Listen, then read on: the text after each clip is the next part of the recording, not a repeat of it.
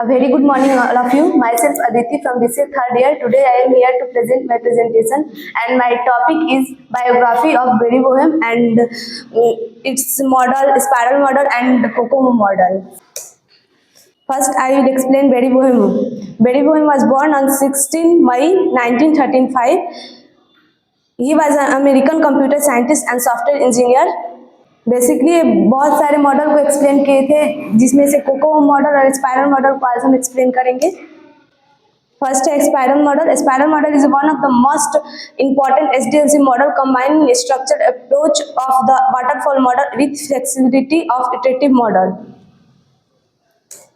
Then इसका diagram है। Spiral model basically 4 phases पे काम करता है, जिसमें इसका मेन फेज होता है risk analysis.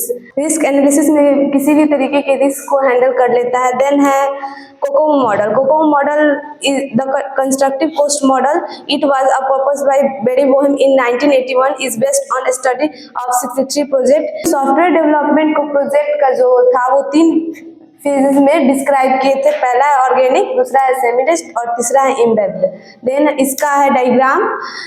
Here is a diagram of Kokomo model.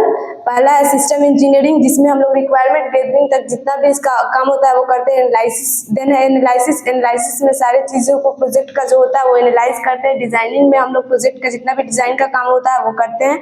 Then coding में कोड करते हैं।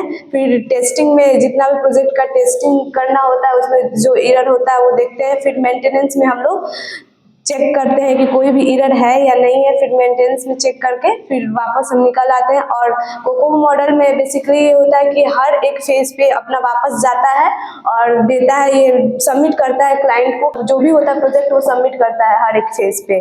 Then it's over, thank you.